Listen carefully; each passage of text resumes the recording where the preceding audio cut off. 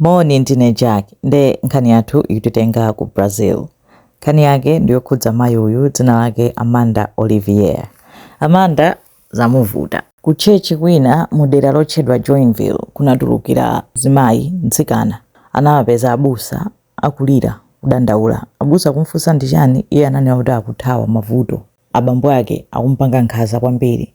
Anafotokoza kuti anali ndi zaka 12 koma thupi lake linali lalikulu chifukwa chonena kuti abambo ake ankamumwetsa dzimahomoni, komanso kuti iye anali ndi ma mental health issues, amavutika, anali ndi autism, komanso abambo ake amamupangira za matsenga, ma rituals akuti za satanic. Anadandaula zambiri kwambiri, amayankhula kuti kusonyeza kuti ngati mwana choncho, amayamwadzala.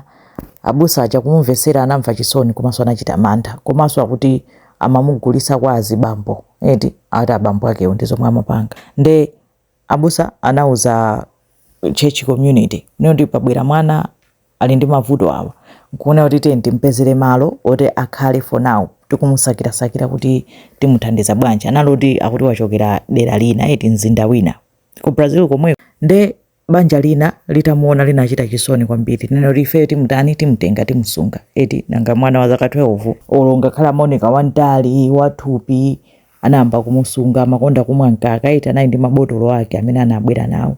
Ati anachita chothawa kwa abambo akewo, anangoyimisa galimoto ndi galimoto inantani inampasa lift. Nkukafika kumene analiko anthu aja amamusunga, amamugulira zidole mpaka anampangira birthday party yoti wakwana zaka 12. Anthu kumsangalalira.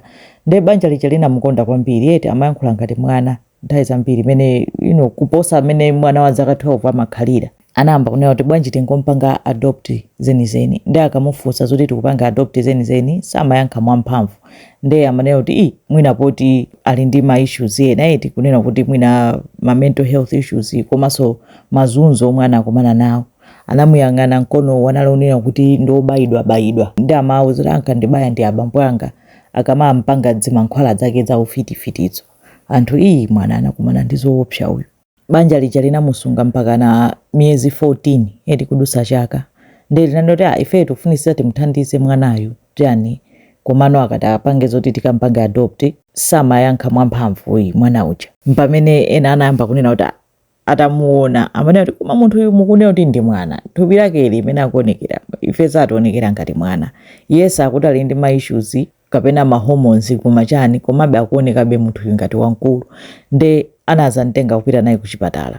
Kaya unaliso tani wina anadandaula kwa za chipatala choti tamuoneni munthu uyu ndi mwana wa zaka 12. Achipatala ananena kuti no, munthu uyu bone structure yake ndi munthu wachikulire ndithu si munthu wa zaka 12. Za zaka 12 zo ndi zaboza. Mpamene anayamba nokufuna kumafufuza kuti kodi anthu atenga ndani eti munthu wangotulukira out of nowhere kumanena kuti ali ndi mavuto awa ndi awa, kumanena kuti ali zaka 12 akumayankhula ngati bebe, kumamwa mabotolo ngati mwana, kumanena kuti ali ndi autism. Anthu kamba kumfufuza mpamene wina anasapeza kuti ndithu atayang'ana pa internet nkupeza wachibale wina dera lina kufusa wachibale akunena kuti akunama ali zaka 37 amapanga zimenezo zofuna kuti azingodyera anthu azimulera basi. Sikoyamba imoti mbali inayi apolisi akumusakasaka, amapita ma district osiyanasiyana nkumakaphoza ngati mwana, amakanamizira china chake cholinga anthu azimusunga azimudyetsa basi. Kumufufuza basi anthu kuita na apolisi. Iye atadziwa kuti akumufufuza ananyamuka kuti athawe, koma anamugwira sanathawe. Apeza kuti ndi amayi ndithu dzina lawo Amanda Olivier. Adanama kunena kuti ndine mwana wa zaka 12 dzina langa Gabriel. Awamanga utero kwali paliponse akutrenda kunena kuti mayi wa zaka 37 amanamizira. Kuyang'ana mu phone mwake kupeza amachita search zonena kuti munthu wa autism amapanga behave bwanji, munthu wa depression amapanga behave bwanji, kuti azichita practice, azichita mimic. Akuti kumajambula zinthu ngati mwana, kumajambula ngati chinthu choopsa chikumuthamangisa ngati achita mantha.